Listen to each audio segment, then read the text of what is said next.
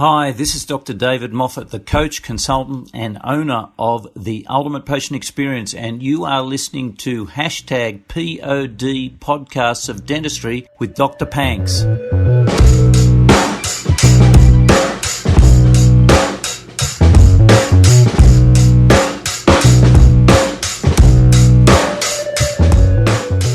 This podcast is sponsored by Rocketbook at podcastofdentistry.com/rocketbook. I hate wasting paper, and if I could, I would not use pen and paper at all. But I love the feeling of writing with a pen and a nice paper. Somehow I feel connected to it. But I always hated the fact that I cannot bring my ideas to the digital world. Now, Rocketbook is the exact amalgamation of both the physical and the virtual world. Here's how it works.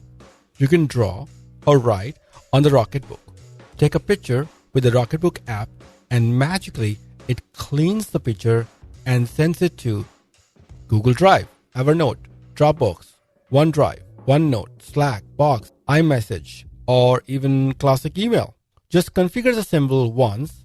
That's it. Everything goes to where you choose it to go. When done, you can use a moist paper towel and you can erase it, only to be used again, simply saving paper. Head over to podcastofdentistry.com/rocketbook. Welcome to hashtag POD, Podcasts of Dentistry. I'm your host, Dr. Panks Dingra. This podcast is an attempt to learn, adapt, change the mindset of dentists and the community, to excel and to become the very best version of yourself. Today, we'll be talking about the dreaded taxes. They are around the corner, and I have interviewed 2 dental CPAs, Session 7 and Session 8. Session 7 is with Mr. Bilal Mehanna, who's a dental CPA, and Session 8 will be with Mr. Cody. Now, with Mr. Mahanna, who can be found on dentalintelcpa.com, must not be confused with dentalintelligence.com. They are two separate. Mr. Mahanna talks about his initial journey of entrepreneurship. He shares his initial story of starting BLISS, a brand of vaping products. People usually share their successes. Most don't share their failures. This is a story when he opens up with what he learned through his journey of failure. Later, he shares about his experience in one of the largest CPA firms in the world, how his experience in those big corporations, he was able to implement his belief of ownership is the best. He resonates with Dr. Kianor Shah as in session number 2 at podcastofdentistry.com/session 2 or podcastofdentistry.com/Kianor, Kianor. He explains why an associate would need a dental CPA and how Mr. Bilal's experience can help an associate be successful in his future goals and planning. The planning is highly recommended by Mr. Cody, another dental CPA, about whom you'll hear in session number 8. Mr. Mahanna also answers some of the Facebook community questions like what makes a CPA a dental CPA? What are the easiest and the best ways to get the maximum deductions as an employer? He believes that dental CPA is just like a coach who would, with data, almost with certainty can guide you to your goals. He tries to explain what working with his tax firm can do better than the regular or even corporation-owned CPA companies like Kane Waters. He even explains with examples how could you almost reduce down $100,000 in taxable income legally.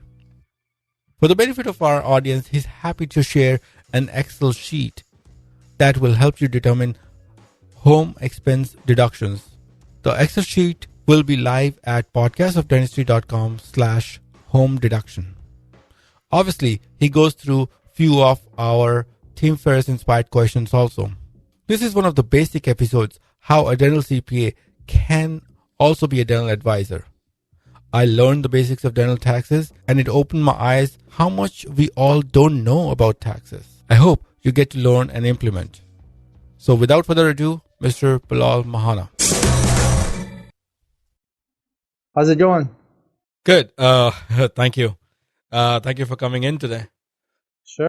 About myself, I'm obviously a CPA. We focus mainly on dental. Yeah. We've been doing it for a little while now. I started out doing dental because my wife is a dentist. Okay. So she graduated in 2014, dental school. Okay. In Michigan, Detroit Mercy. Yeah. And ever since then, I got interested in the dental field. Got it. I her friends, her people, and stuff like that. But I always wanted for her to open her own practice. Okay. That was my main, goal, because I knew being a business owner is always better for you than an employee. And the same thing for me when I started, when I went to corporate accounting. I worked at CPA firms. My goal was just to, work at different size firms and see how things are, and eventually go on my own. And that was my whole goal. And obviously I had a, plan, and it happened. So for her, I always want her to open her own practice. So ever since she graduated, I started, reading books about in the dental industry, marketing books, practice management books, and stuff like that. I just get my feet wet in the water with dental. Yeah. And so I started joining Dental Town social groups and Facebook groups and stuff like that. So just see what's going on. Sure. And that was, I was an employee at a mid-sized CPA firm at that time. So I got really interested in dental when we started looking for a practice to buy, me and my wife. Okay. So basically, your whole interest of dentistry is because of your wife, who's a dentist, and you kind of knew that ownership will make it more fruitful, for anybody. And overall, overall. And that's when you started looking into dental offices, and you realized you can actually give some value to other dentists. Is that? Yeah. We start looking for dental practices. Obviously, I start seeing more financial statements and more tax returns. Yeah. And I start seeing a lot of holes in those financial statements. A lot of unorganizations, a lot of overpaid taxes. And no personal attention. There's no connection between a CPA and the dental practice. The CPA, the dental practice owner, doesn't know what's going on, why he's paying that much taxes, or why his overhead's that high, or all those things. And we ask those questions, he doesn't know, or she doesn't know. So obviously we ended up not buying a practice. We ended up doing a startup. So did your wife do a startup? Yes. So we looked for a practice for a couple of years. We couldn't find anything decent. Then we ended up doing a startup. Now, where is her practice? What in office? Farmington Hills, Michigan. Okay, in Michigan itself. All right. Yeah. So, I can go in different directions, but sure. I think the most important, not most important, but one of the interesting things that I wanted to learn from you was about BLISS. Okay. I know it's a different aspect of sure. Being a dental CPA. Working with a wholesale market. I think that was your family. Why don't you before we get into the dental CPA part, I think people would relate an entrepreneur side of you, how that worked, because that's an interesting thing, for a potential CPA or an accountant in that regard. In getting into BLISS. For those who don't know, why don't you expand a little bit? I certainly know because I did a little research on you, but please talk about that. Yeah. So basically, that's a little bit also different about me, that I come from an entrepreneurial background. Yeah. and not strictly accountants. So most accountants are CPAs, I would say. They went to school, got accounting degree, went to a CPA firm, and got their CPAs, experienced all of this stuff, and then eventually, years down the road, they opened their own CPA, and that's like a typical story. Yeah. For me, actually, accounting degree was just a backup plan. Oh, really? A backup plan? I always wanted to. It took me a while to become an get a degree because I switched different majors. Yeah. But eventually ended up accounting degree because it's a business degree that I can feel that I can work anywhere I want with it. But my main plan was building a business, e-commerce business was mainly, and I was working with my family business in the wholesale, and they supplied C-stores like gas stations and party stores and vape shops and all that, with all kind of stuff for the store. So it was so your family had a wholesale grocery store? Yeah, like a wholesale store for gas stations mainly. Oh, okay, for gas stations. Anything you go your candy, pop, cigarettes, tobacco, all the stuff. Got it. Yes.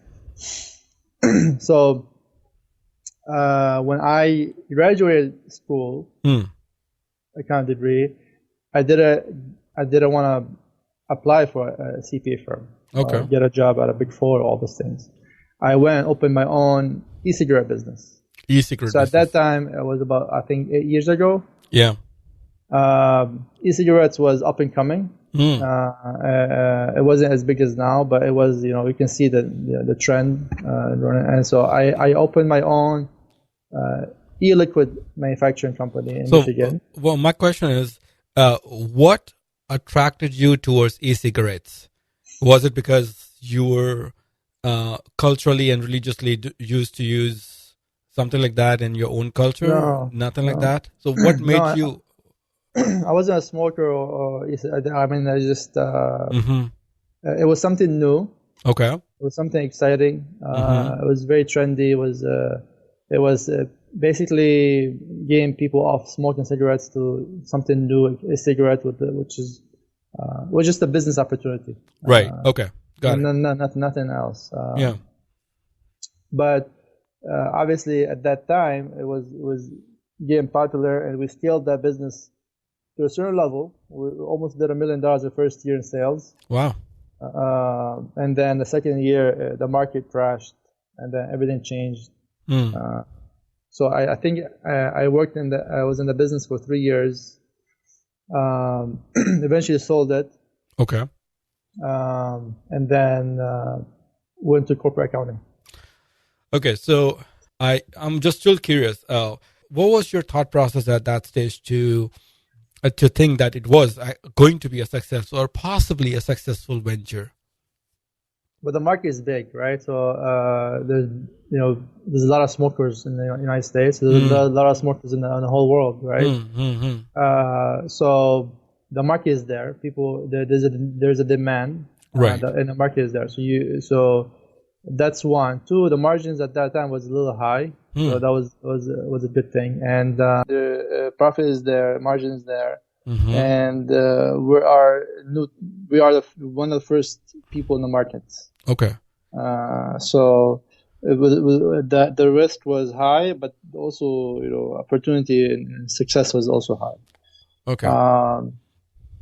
At the same time, we had obviously the family business that had enough clientele to target those clients, the customers that have gas stations, all the stuff. So it was like that. Okay. So that was the thought process that we had the experience, we have the market, and we have the clients that we can reach faster, and get that company growing fast as possible. So, where do you think things went down south? What happened? What was not under your control that it did not go? I think the market shifted. It's still shifting until now. It's been out the market has been more than 10 years old, and it shifts every day. It pivots every day. it's a different beast of market where every year it's a new trend within the market and new product coming out. So there's always reinvestment Okay. that I saw in the beginning. That when we started, it was one product, different sizes, blah blah blah. But the second year, everything changed.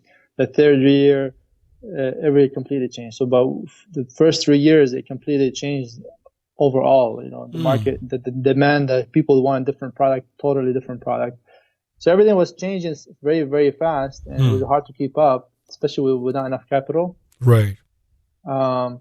And so I saw it from the beginning, and I didn't want to be part of it. So that was the whole thought process. So basically, we could not innovate as quickly as the market demanded because it was such a change. Yeah, it was a fast pace, It was a much fast pace. Yeah, and because it's not long term that you can succeed in it, and because it's fast change. So you invest in R&D in the beginning, you put enough money down. Well, the R&D might not last for a year. Everything changes again, so you have to reinvest in to new research and development, and new product or new ways of product. I was expecting that kind of. I was expecting changes through the market, but not that fast. Every 6 months, every year, there's a different change. Got it. And then, what was the last thing that you did? This, felt that okay, now this is the time. I'm done. And what made you say to stop working on BLISS? What was the last? I was expecting a baby. We're expecting a baby. Yeah. Okay. So circumstances in the life. Okay. Yeah. Okay. Before, I always did side hustles and started my own businesses and online businesses. I did when I was like 18, 19 years old. I was doing online. So that back in 2002, 2003. Yeah.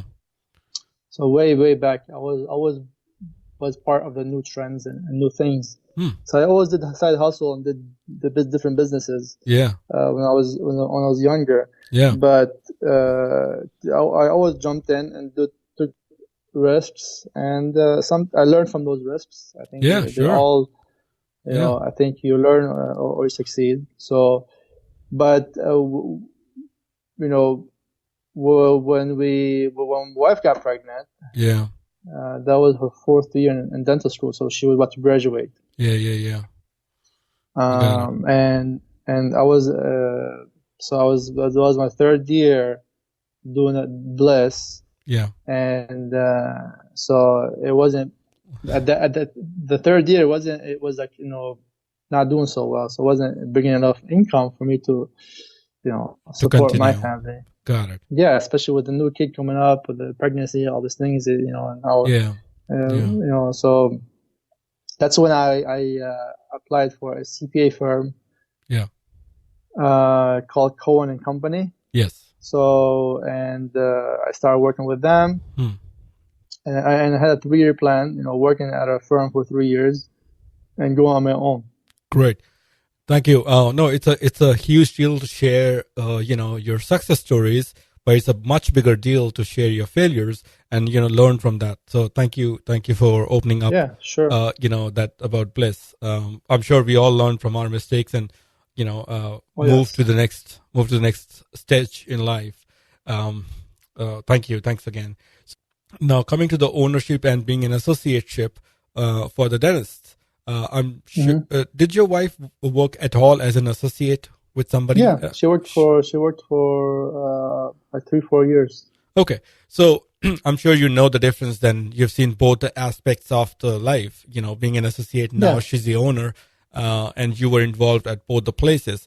Where do you think associates can take advantages of a CPA, their own CPA like you, who and so that they have to pay, because they have to pay for their student loans, they have to pay for, they're not even worth thinking about retirements when they're graduating, but at least, if you have somebody like you, who can guide them at the right pace, what things do you think a dental CPA can do for an associate, not an owner? How can they take advantage of having their own dental CPA? Well, two things. If the associate is looking to go on their own, you know, in the next couple of years, then it's a good time to look for a CPA. They can guide them, you know, through the process, because if they have a 2-year plan to go on their own, you know, that means they're in that mode, they're in that mindset where they want to be on their own. Right. And that practice can come up anytime. Right. I think that practice, if someone wants to buy something, they should not wait until like they're 100% ready to buy something, because at that time you might not find what you want.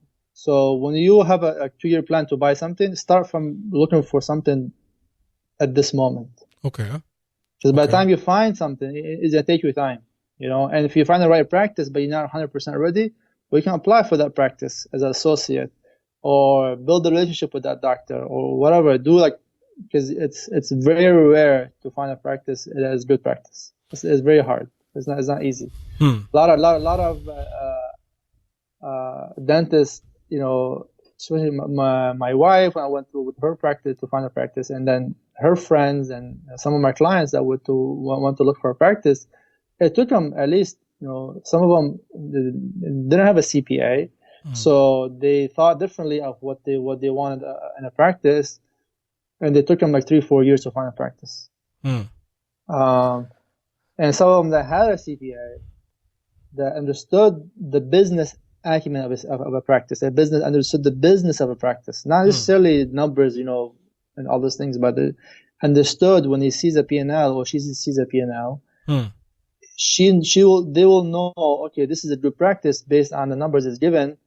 Not reach the bottom line, how much profit they make, but there's opportunities. You look for opportunities within the practice that is being missed. So if an associate is looking for a practice, that's a good sign. Another sign is if the associate is being paid as a contractor. That would be another way to look for a CPA. But I think if it would be wiser to look for a dental CPA that can get the maximum deductions that the dentist would want, and can get creative on the deduction side. Right. So basically, if an associate, there are two advantages. If an associate wants to buy a dental office in the future, they should look into a dental CPA 2 years in advance, maybe 3 years in advance if possible, so that they can potentially look into numerous practices within those 2 to 3 years to see whether it is financially viable, that practice, or not, whether you can expand or not, whether you can make profit out of it or not. So that's one. Number two, if the same associate is working as a 1099 as just an independent contractor, you can increase the tax deductions for many places at many other places. What about an associate working as an employee? Are there any advantages for hiring a dental CPA? No, not much, right? Like we go back to employee. When you're an employee, you're limited. Everything is limited. Yeah, everything is limited, and all the advantages goes to the employer. Right. Even the tax code. The tax code is more friendly to the employer. The tax code is more friendly to the investor. It's more friendly to the person who's making the economy better. Got it. Now, for example, if the same employee wants to buy a dental office, as a business, another business, so he becomes an employer for somebody else, even though he's working as an associate in one of the offices, but he wants to buy an office. Do you think he can take advantages as an employer at the other place? And how can he take advantage of the system in that regard in his favor? Well, yeah, I mean, basically, once you become a business owner, it doesn't matter you're already working part-time for another practice. Okay. There's a lot of things that obviously you get the deductions that a business owner would get. So, as far as auto expense or CE courses or travel or all those things. The typical business owner would get. The typical employer-based advantages also come back to him. Okay. Yes. So do they have to file two kind of taxes, like one for as an employer and one as employee in the other office? Well, it depends on how they set up as an entity structure. If they set up as a single member LLC or a partnership or S corporation or C corporation. What is the most common? What is the most common way of doing that? S corporation. S corporation would be the best way. It depends if they're starting out, and they have. It depends. If they're starting out, it depends if they can stay as an LLC. If they have a lot of losses the first couple of years, it's fine. But if they are an S corporation, if they buy an established practice, S corporation would be the way to go. So for established offices, an S corp is better, and if it's a semi-startup or a startup, LLC is better. It depends. It's not a clear answer. Yeah. Okay. Got it. So now, what makes a CPA a dental CPA? Are there any different tax laws for dentists? Yeah. No. I think a dental CPA basically goes way beyond than a regular CPA. How? Well, first, the charge of accounts, the way the P&L is set up, we set up differently. We look at direct expense, the way I look at them, at least, differently than if you give it to a regular CPA. Your overhead is looked at differently. Your take-home expense, all divided into different buckets, right? So that by itself, when a dentist sees that, it's more clear, more organized, more easy to understand. Now you're not in the dark anymore. You know your weaknesses and where your expenses are. We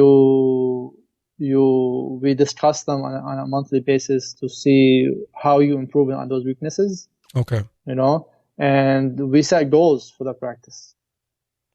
Now, what do you mean by setting up goals for the office? So, first of all, I'm still not sure about understanding how the reports that you might generate for a dentist, as you say, is entirely different than any other. That's why you're a dental CPA. So what are you talking about, the P&L reports, profit and loss reports? Profit and loss report. Yeah. Is there any other reports that you like to use for the dentist to determine what they want to do next? Or how so we usually generate a report. It's about a 15-page report. Okay. Basically, it summarizes the P&L, profit and loss statement, and it gives them, pain points. What's their, overhead on certain things like staff, lab supplies, advertisement, what they're spending the money on. Yeah. The cash flow process, how much cash flow they have, how much they can last that cash flow in the bank. AR, how long is that, being collected, how long it's staying, and what's the effect on that to lower it, higher it, all those things. So we draw those things in the report. Basically, it shows them, in depth about what's going on in the practice. Okay. So if I say that, if I could send you one report generated by one of our CPAs, just I'm hypothetically saying, what report would you need to find the financial opportunity in the office? What would be your overall process to find such an opportunity in the office? If you buy in practice? So think in this way. So let's imagine I'm the owner and I already have a CPA. Okay. Sure. Apparently he's doing a good job because I don't know much about the taxes, but I want to hire you. So my thought is, hey, I can send you a report that you want, Bilal. So you tell me, I'm willing to send you one report. What report would you like to see? My CPA is actually doing a good job. So I would look at previous year tax return and then financial statement. Previous year, okay, and the financial statement. A financial statement to see how things are being placed. How the setup of the financial statements look like. Now look at tax return and see what's been missing, as far as deductions go. And more importantly than anything else, when a dentist is looking for a dental CPA, in my mind, they're looking for an advisor. Right. They're looking for an advisor that understands their business, understands their struggle, understands how to grow the practice. Not necessarily them helping them like to grow the practice per se, but more like for example, I had a recent client come on, and she never did any advertisements before, right? And she wants to hit $1 million and sell the practice eventually down the line. Okay. So basically, just me being in connection with dental marketers, and knowing, for example, from previous dental practices, okay, well, this guy is good at one thing, this guy is good at Google, this guy is good at Facebook, this guy is good at doing postcards, all those things. So we see, okay, you want to get your practice to $1 million. You currently do no advertisements. Here's this guy, and this guy can help you get where you want to get. Got it. With a plan. So it's because of your connections with the marketing company, where So if one particular office needs postcards, the other office needs a Facebook marketing ads, you can actually guide them in the right direction. Sure. Hey, follow this guy because he's going to get you those extra patients that you're looking for. Exactly. And that's an added advantage of hiring you as a CPA. Yeah. Okay. And then another thing also we look at, for example, like a lot of older dentists take Delta Dental, the Premier, the original one. Yeah. And they, I don't want to take any other insurance. They all, they don't pay, blah, blah, blah. So like, when's the last time you hired a insurance negotiation firm on your behalf to see what's out there, what insurances pay higher than Delta Dental, all those things. Mm-hmm. So those questions we bring up. How are you doing with your practice? Who's your insurances? What's your fees? So those things we because we set a goal for collection per year. How can we improve that goal? How we get it to where we go? My job, I think, the way I like to run my job is to basically see the weaknesses and try to connect that weaknesses with a strength from the outside.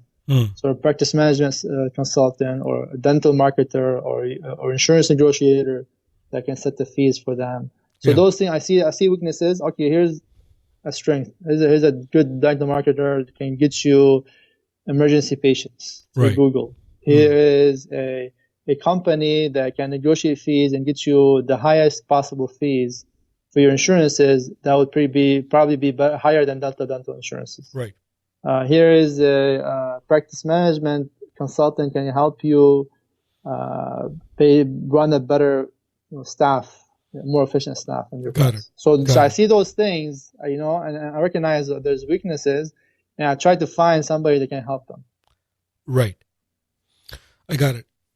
So why don't just to give a little more example and perspective to what you can potentially achieve, could you give us example from your few years of working as a dental CPA?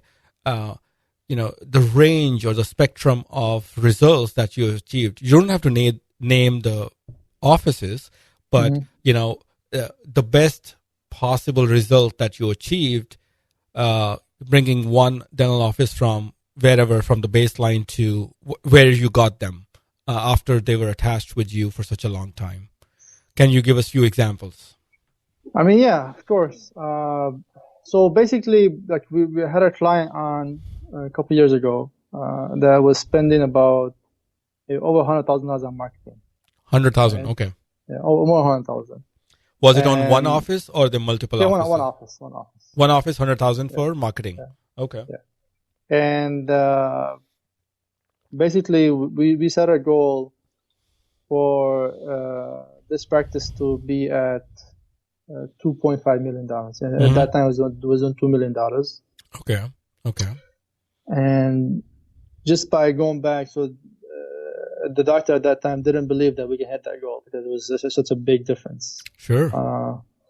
So we went back a couple of years and we saw like 4 years ago, he hit, I think, almost 2.4, 2.35, 2.4. Okay. So basically boosted confidence at the point. Second, we looked at, marketing, how much he's spending on marketing, 100,000, what kind of marketing he was doing with postcards. Okay. We compared it year to year. So we went, the year we saw it, 100,000. The previous year we spent I think he spent like less than 100,000. Yeah. Like 60, 70,000, and he did the same amount collection. So nothing improved. Mm-hmm. So obviously it was not working. Right. So we changed. We kind of went away from postcard a little bit. We mixed it up with digital. We hired a couple of firms that helped out with that. We set up a bonus plan for the staff, but based on overall practice, not just certain goals. So we set up a couple of things. We set up goals. We wanted to, let's say, for example, improve Google reviews. Right. That's one goal. We wanted to blah blah. We set goal, and then we set goal for the whole practice. If we hit 2.5, they get bonuses, stuff like that. Right. That's one. And second, were they able to achieve? So you changed certain marketing, certain things in the office by giving them bonuses. Reduced down. Did I understand correctly? You reduced down the advertising on postcards, but actually implemented that money towards Facebook or Google? Overall, we lowered marketing expense. Yeah. So was it that 100,000 average they were spending on advertising? Okay, so you reduced down. You reduced down, and what happened after 1 year after they hired you and after you did all the changes? Well, one we so we did that, and then he paid less taxes. Okay. First year he hired me, about $50,000 less. Okay, that's good. And then we almost hit the goal. I think it was like 2.4 million. Not bad. 2.5 something and change. And then his marketing was down. So basically, his collections went up, and marketing went down, expense went down. Right. Okay. So that was one extreme example. Any other examples that you might be able to offer? And just to make things clear, my position is just to shed light on the weaknesses. So I see some darkness and put light on it, and the doctor does the magic. I got it. I think it's a doctor who has the full power Certainly. to really go from A to Z in 1 year. And if she or he doesn't believe in that, then nobody can do anything with it. And plus, second, sometimes the business owner has to be some kind of a risk taker, a little bit. It cannot be a business owner and be very close to the vest. What is your typical client? An average client. I'm not talking with the one who is doing 5 million a year, but I'm just talking an average dental client. What you have, and how many clients do you think you have in your firm? I mean, I think it's goes from startup to established, doing about $4 million a year practice. 4 million, okay. Single practice. So it ranges. I have some clients that do their own accounting. Oh, really? And not like all 100%, but they oversee it. They oversee everything. They ask a lot of questions. And the more they oversee what's going on, the more they understand their financials, the more they understand their overhead, the more they understand how to execute. Yeah. And the more they are successful at it. Got it. And the ones that hide away from the financials, that run away when they see a P&L, are the ones that struggle a little bit. Got it. Everybody talks about KPIs, key performance indicators. What KPIs do you think a new owner or even established owners should look into as per your experience? I know they can hire you, but to get at least this could be a red flag. Let me talk to Bilal. Let me talk to my CPA. What are the key KPIs that you would really like the owners or recent owners to have an eye on, to keep an eye on? So obviously, there's in our report we provide the staff overhead KPI. Okay. We look at supplies, we look at lab fees, those things we look on a monthly basis. Okay. Right, and then we look at different indicators of what the practice wants. So if the practice wants to hire another hygienist, look at those indicators and see, we have a formula that adds up when to right time to hire a hygienist, or wants to hire an associate. That's another indicator that we develop, for that practice. Right. We set those things. So it depends on what the practice wants. We develop an indicator for them to follow and track. We develop an indicator, for example, on new patients in the practice. Obviously, you might be getting 50 new patients a month, but do you know how many new patients are leaving the back door? Okay. That's another indicator that we How set do you? Okay.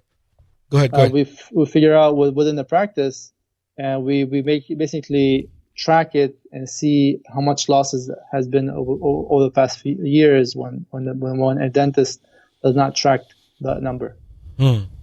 Okay. So payroll and staff is one. Any other KPIs that they should be looking into, do you think?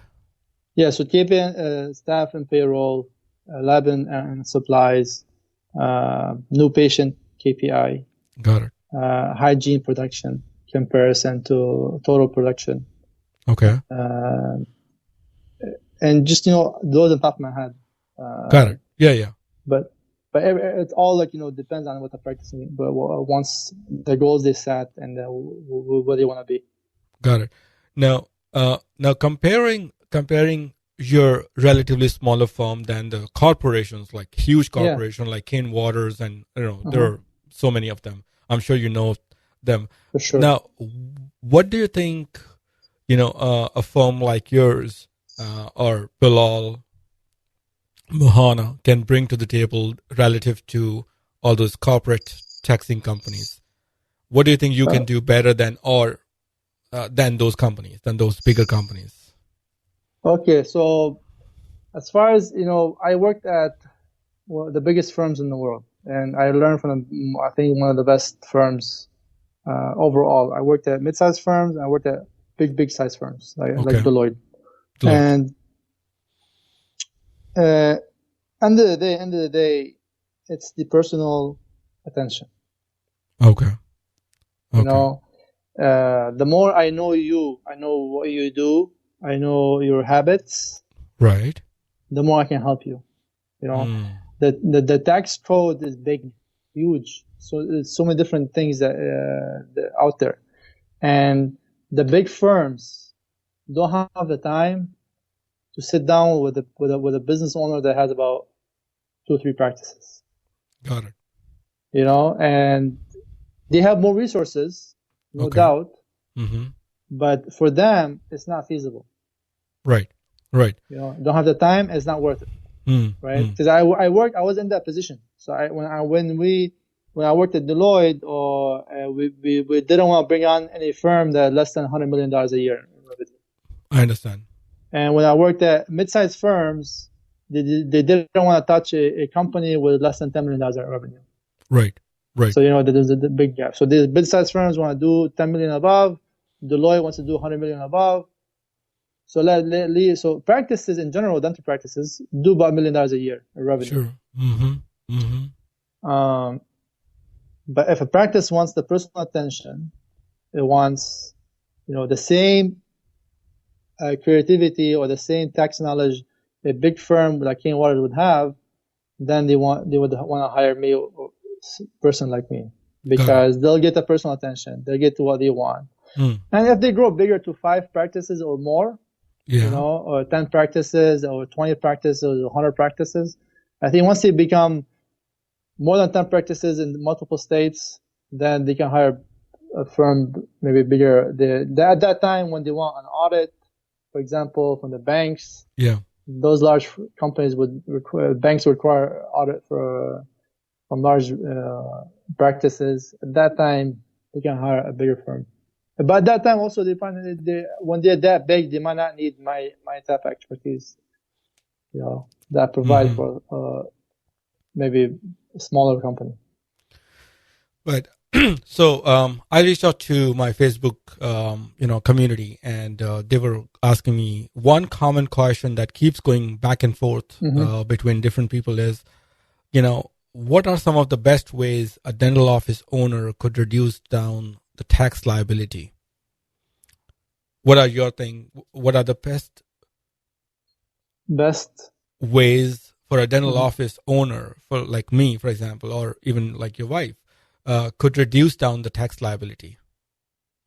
That's a tough question because it's based on practice. It's not a one size fits all. Some examples. Formula. Some examples like you could get deduction on this, you could get deduction on that, maybe this, maybe that. But obviously, it depends on.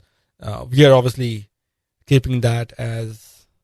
But what are some common ways that they could reduce down the tax liabilities? So a couple of things, I know I see on Facebook too, a lot of people say we don't take auto deduction for the practice, auto expense, and they're scared of that from the IRS, having, because they go from the practice to the house to the practice, and they don't go anywhere else.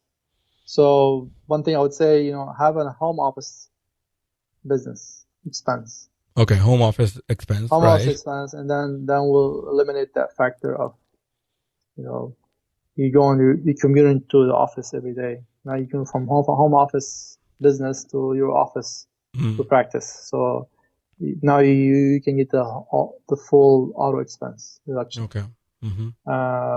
Another thing also is obviously, if your spouse doesn't work, you can hire her and give her a retirement account, 401k, so that way you get deductions for your wife as an employee, and then you can maximize her 401k. So win-win for you and the practice and for your wife. Okay. So if she's not working, you can hire her still. Yeah, hire her to help you out. Obviously, every spouse helps out her husband, or vice versa. Yeah. So that's one thing that sometimes they overlook it, and then they don't do. I say also hiring your kids would be also a factor. Right. That can be beneficial in many different ways, as far as deduction goes for your practice, non-taxable income for the kids, and then you can put on your retirement. You can put on your 529 account, so it's a triple threat deduction. Okay. Hire your kid, hire your wife. Yeah. Auto. Yeah. Okay. Auto. Home office expense, business expense can be also a big factor. Right. So all you have to do is just set up an office in your home. Right. Can be a desk and computer, and that's it. And make that your office. It doesn't have to be the. Do you have to spend? But you have to spend some time in that office, don't you? Yes, of course you do. Yeah. Yeah. And you should. I mean, not you should, but I know from my wife what she does. I mean, they're busy all day. Yeah, so it comes back home and write the notes and everything. Yeah. So you can go back home, write the notes, and she can come back home and do some, admin work on a computer, instead of sitting at the office. So, that would help out. Yeah. So, but it's a big beneficial to the practice. Also, another thing also that you can do within the practice that it will maximize deduction is supplies. So end of the year, if you're on a cash basis business, if you can buy supplies for 3 months ahead of time or 6 months ahead of time, you get the maximum deduction for that year. So you don't have to pay tax and that amount supplies, you treat the deductions. Yeah. My question is, let's say our generic office is $1 million, as you just mentioned. With all those little deductions that you just mentioned, auto, hiring spouse, and so on, how much impact do you think it's gonna do to the bottom line by doing all those things and all the time spent with you, to get this done? So how much of the reduction of taxes can we expect in terms of somebody who's making $1 million and they do everything you just mentioned? How much is that worth in terms of the taxes deduction? Like 1,000, 5,000, 100,000, 10,000 in sheer numbers? It can be in total about $100,000 in less taxable income. Okay, so $100,000 less taxable income. So if $1 million is being done and your taxable income is 1 million, and it's 900,000. The taxes. So if your collection is $1 million, right? Right. Or if we make it $1 million. Okay. I'm saying collections. Let's say I'm doing a collection of $1 million in the office. How much you? Let's say your collection is $1 million and you're bringing it in for 400,000. You mean as a profit? As a profit. You mean as a profit? Okay. Yeah. So those combined can get you about 100,000 and less taxable income. Okay. So if you your add taxable the wife, 20,000, and then if you add the house can be few $1,000s. The car can be a few $1,000s. The supplies can be about depends how big your office is, about $40,000 if you want to get aggressive. Combined about almost $60,000 to $100,000 depends on the numbers, and then you add your kids. If you have your kids, it's another 10 grand per child. So it adds up. So 100 grand, I'd say for example, for simplicity, $100,000 that can save you in taxes, big time. Got it. So just because we are bringing in 400,000 with all the deductions, you're saying they could be as high as 100,000. So your actual deduction would be based on 300,000. Yeah. Sorry, actual taxes would be based on 300,000. Am I right? Yeah. Okay. Yeah. I think that's. And then obviously there's the retirement accounts, right? So there's the retirement 401k for the owner, and there's the profit sharing for the practice, and then there's the cash balance plan. Okay. Sometimes called defined plan. That combined for the practice, you can put away, on average, give or take, based on income, based on all the other dentists, you can put away about $100,000 a year. Okay. So if you add that 100,000, if you add another 100,000, it's still $100,000. Now you slashed your taxable income by 50%. I got it. Yeah, that makes sense. That's a big chunk. That's a really big chunk. It is a big chunk. And now, do you prefer any specific softwares to get you all the numbers, like QuickBooks, FreshBooks, or something like that? What do you prefer? Yeah, so we use QuickBooks Online, and we use Xero. Oh, Xero. Yeah, I've heard about Xero too. We use both. Yeah. Now, when you're doing a bookkeeping, what are your requirements to do a bookkeeping? For example, would you want them to give you access to your QuickBook accounts, or do you want us to upload whatever PNL we receive from one CPA to you? To do what? I think to do the taxes, to do the bookkeeping. What are your? What would you like? Yeah. So, if we are doing taxes only, we want to know who's doing the bookkeeping on a monthly basis, and who's doing the accounting. If you are doing both, we usually put the client on QuickBooks Online or to Xero, whichever. Doesn't matter if they already have QuickBooks Online or Xero, doesn't matter. Did you like both of them, or do you like one more the other? I like both. I like both. I would say maybe QuickBooks Online a little bit more, but they're both good. They're both good. I like them both. And as far as so we try to connect all the accounts, the credit cards, the bank accounts, all into the software. Right. So we get the live feeds, and then obviously we ask for statements, or if they can give us a read-only statement view to their account, we can sign in and get their view statements. And then end of the month, we try to. Some practices prefer to do a full basis for the accounting, so that way we get their production, net production, and then so there's a production and then the actual deposit into the account. Yeah. And then there's that difference, right? So that's account receivable. And a lot of practices, some practices would want to see the account receivable on their financial statement, and see the true net production as instead of collection, to maybe get their account receivable track it better. Okay. Now, if you're doing everything, for example, bookkeeping, taxes for the whole dental office, do you by the end of the month would you generate some reports and everything? How much time would you take for somebody to receive all the reports of the month?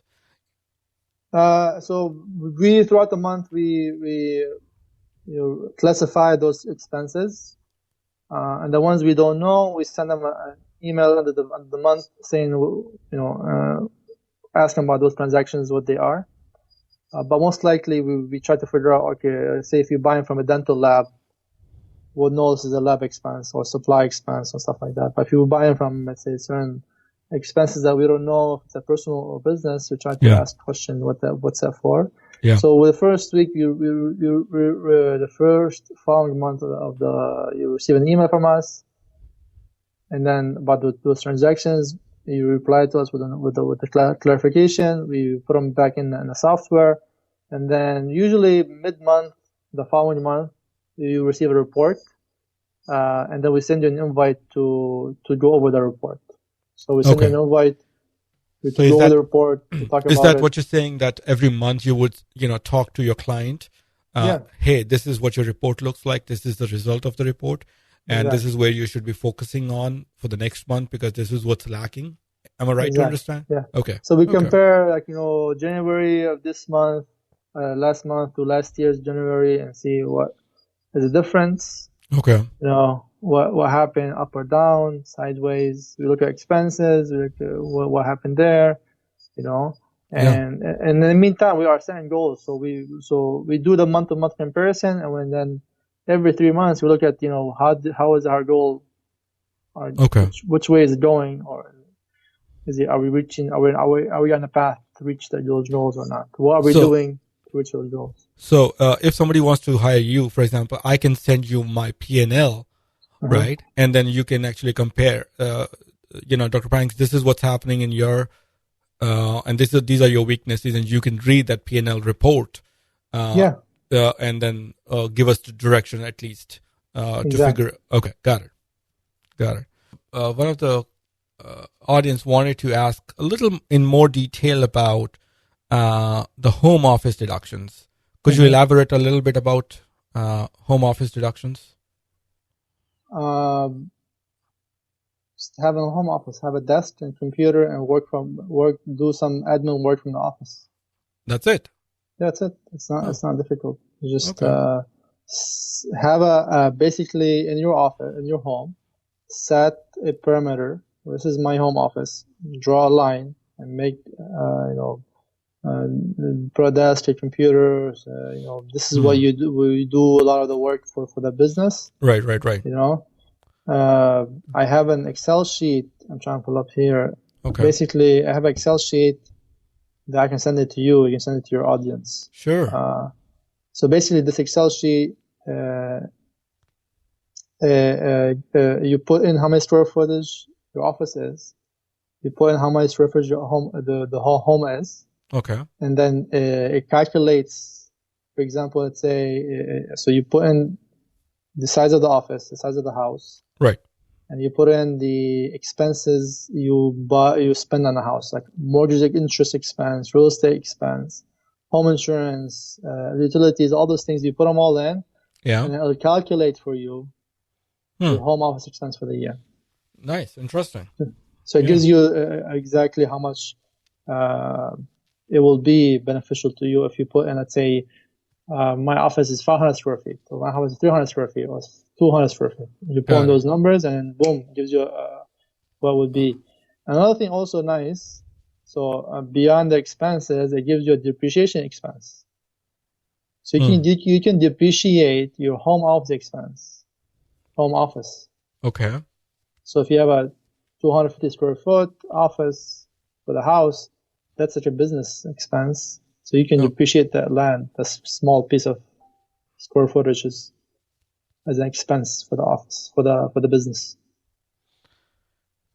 Yeah, that makes sense. That makes sense. Okay, great. People do bookkeeping, people get the P&Ls, but they don't know how to read it. They don't know how to actually implement what they read. You see? So it's just I mean, like when I first started, I was looking at a tax return, and when I look at a tax return, I get lost, and for example, like right now, I look at it, I know. So my job is just to point at the things, and you let your brain expand out and get creative and ideas flowing. Got it. So when you look at it's like a puzzle. Right.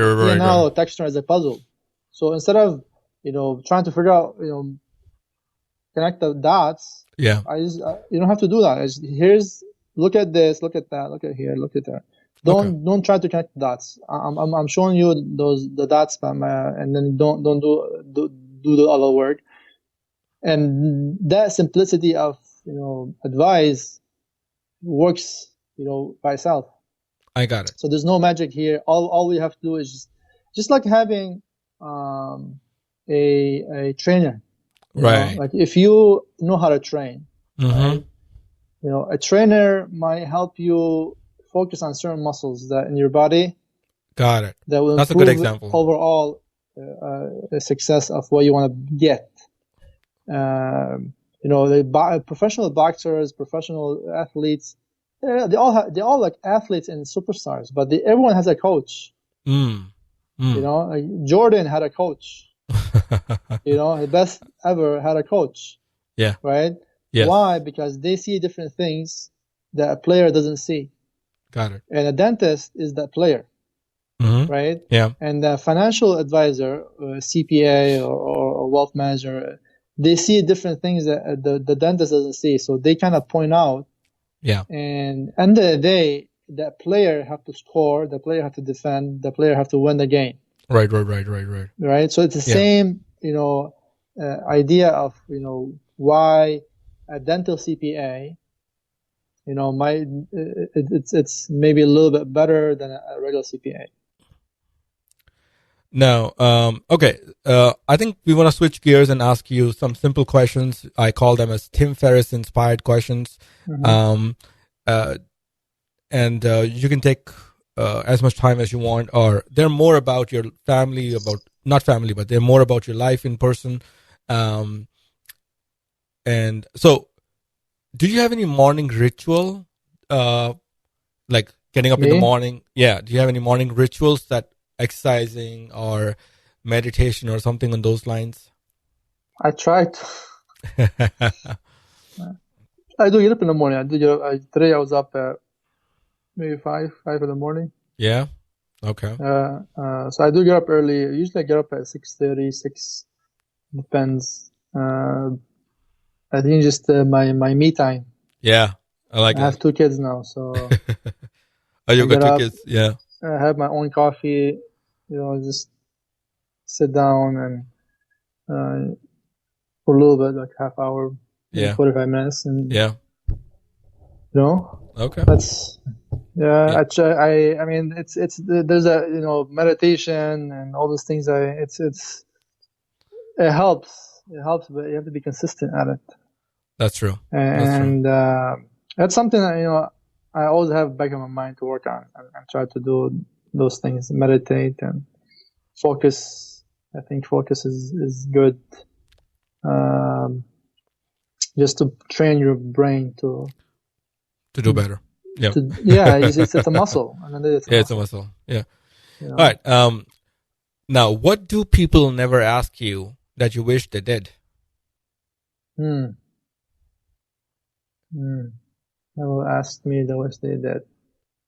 Never asked me the wish they did. I don't know. It's a good question. I think not asking. You know, sometimes people don't ask. You know, they get scared of asking. Okay. So I think asking is always a good thing. Okay. Anything. All right. So, I understand. All right. When you think of a person being successful, who are the two people that come into your mind? Successful. I like Elon Musk. Okay. Successful. I would say him. Him would be one of the.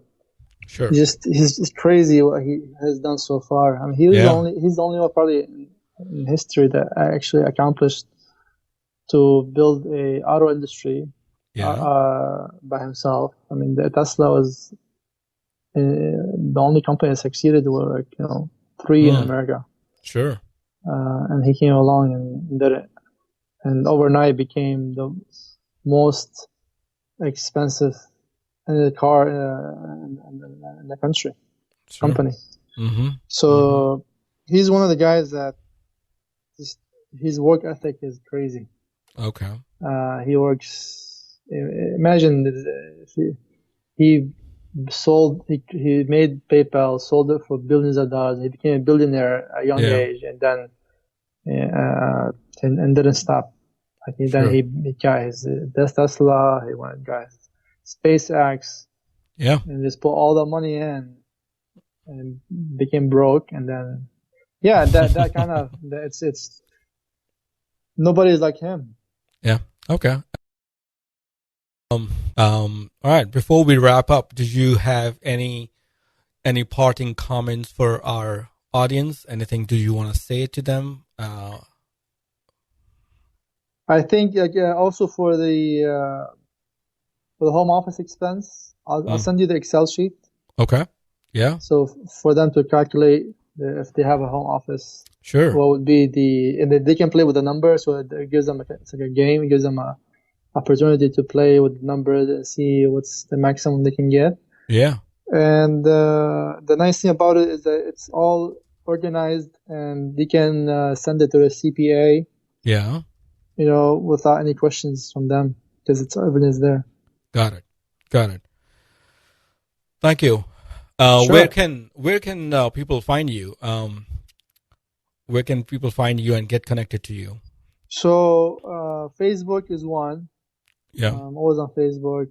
Second would be an email, hello@dentalintelcpa.com.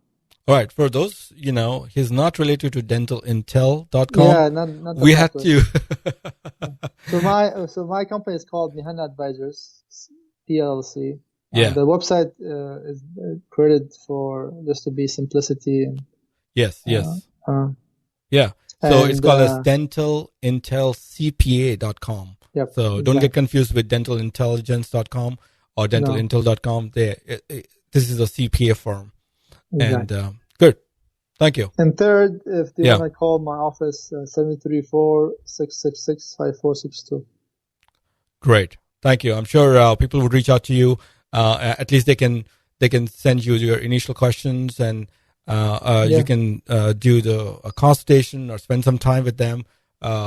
And maybe some of the people who are into all the deductions and everything. I'm going to post those links when your podcast goes up. I'm going to post the link in the notes section for somebody to download it, and they should be able to see it. All right. Sure.